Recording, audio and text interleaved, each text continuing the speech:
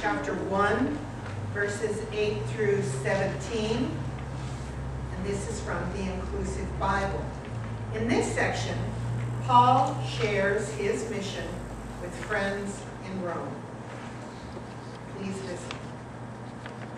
First, I thank my God through Jesus Christ for all of you and for the way your faith is proclaimed throughout the world. As God is my witness, the God I worship with my spirit, by preaching the good news of God's only begotten. I pray for you constantly. And I pray that, God willing, I will be able to find the way to visit you. I long to see you, either to share with you some spiritual gift or to find encouragement from you through our common faith. I want you to know, sisters and brothers, that I have often planned to visit you, but until now I have been prevented from doing so. I want to work fruitfully among you as I have done among the other Gentiles. I owe a duty to both Greeks and non-Greeks, to the wise and the foolish alike. That is why I am so eager to bring the good news to you in Rome as well. For I am not ashamed of the good news. It is itself the very power of God, affecting the deliverance of everyone who believes the good news, to the Jew, but also to the Greek. For in that gospel, God's justice is revealed, a justice which arises from faith and has faith as its result.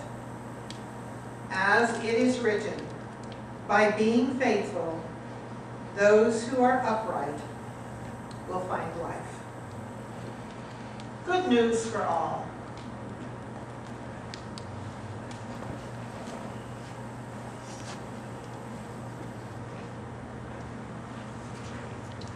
Thank you, Barbara, for that great reading of the opening of Paul's letter to the Romans.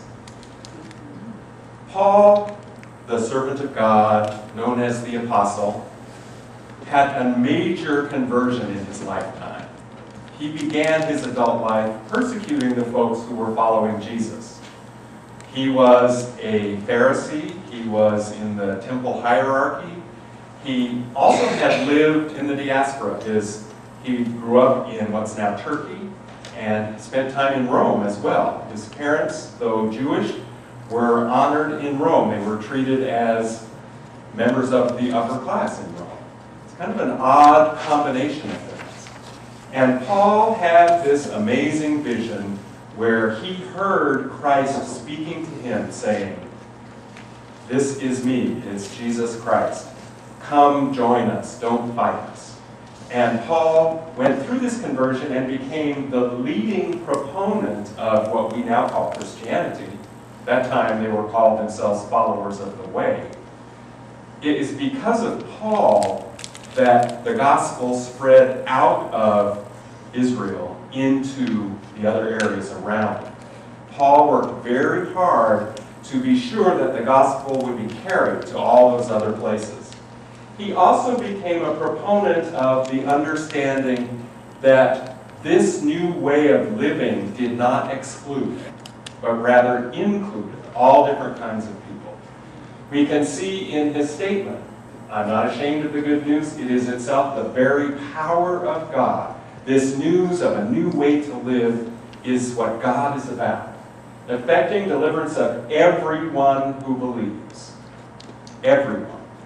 And he goes on to point out not just the Jews who may have come to this understanding first, but to the Greeks, to the wider world.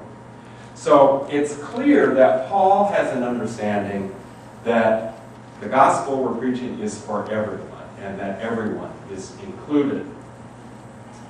For some reason, we like to build walls. We like to contain things. We like to hold things in, and we like to protect ourselves by blocking things out. We have built walls in Berlin, walls in Palestine. This atrocity runs across the countryside, right through the middle of Bethlehem, the middle of town. It's a 25-foot wall. And in our country, we built a wall on the southern border, mainly to keep people out. This is a way of saying, you can't come in.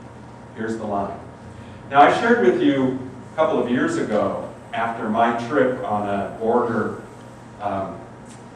immersion experience in Tijuana, how this wall affected me. It is amazing to see. In some places, there are 3 walls, actually, because one couldn't possibly be enough to keep everybody out.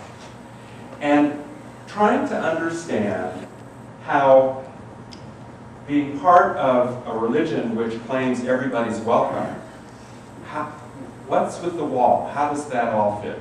I'm not claiming I have answers, and I certainly don't have answers to immigration problems.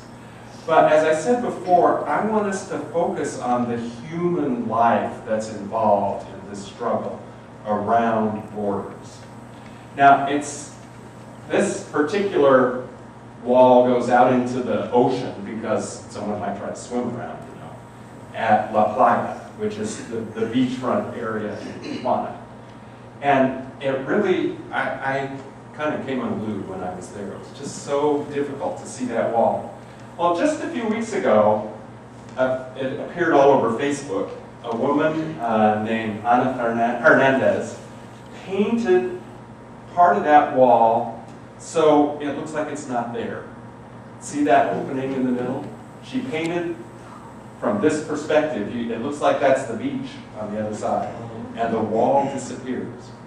And she created opportunity by putting an opening, a door in that wall, so that at least people could understand, looking at the wall, that there is something on the other side, and there might be a chance to get through. The picture that was earlier during the prayer time, the silent prayer time, is one that I took at this wall in Tijuana, where it was a Sunday afternoon and they had a prayer service on either side of the wall. They're able to open up space so that people can gather families on both sides of the wall and share communion and prayer at the wall. Very, very moving experience. And again, pointing out what the wall does.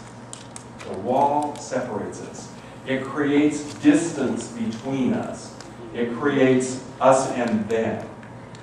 And I think today, what I want us to do is regain this concept that Castro talked about in his speech, and that is kind of the bedrock of this country, about welcoming immigrants. This poem by Emma Lazarus was written in a contest. It was as the Statue of Liberty was being erected in New York, and she submitted this poem in the contest. It kind of got lost in the shuffle, and after the statue was finished, it surfaced again, and actually part of this poem appears at the base of the Statue of Liberty. Hear this poem, The New Colossus by Emma Lazarus. Not like the brazen giant of Greek fame, with conquering limbs astride from land to land. Here at our sea-washed sunset gates shall stand a mighty woman with a torch, whose flame is the imprisoned lightning, and her name, Mother of Exiles. From her beacon hand glows worldwide welcome. Her mild eyes command the air-bridged harbor that twin cities frame. Keep ancient lands your storied pomp, cries she with silent lips. Give me your tired, your poor, your huddled masses yearning to breathe free.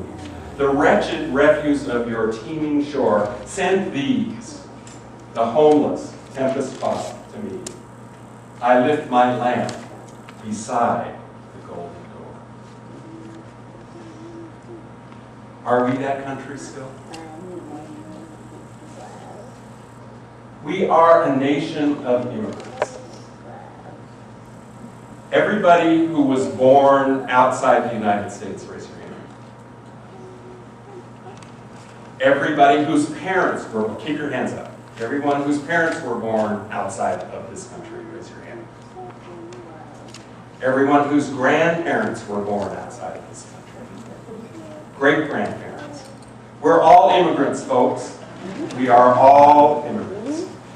And I think it's important for us to acknowledge that so that we understand our responsibility for caring for people, whether they entered the country legally or not. There is no such thing. A human being is not illegal. A human being can break the law, but that life is not illegal. And I hope this morning, as we think about immigrant rights, we have to think about laws and how those work as well. But if we can treat everybody who's involved in immigration, in disputes, in whatever, as human beings, that's what Paul calls us to do. As he says, anyone is welcome to accept the gospel and the grace that comes with it.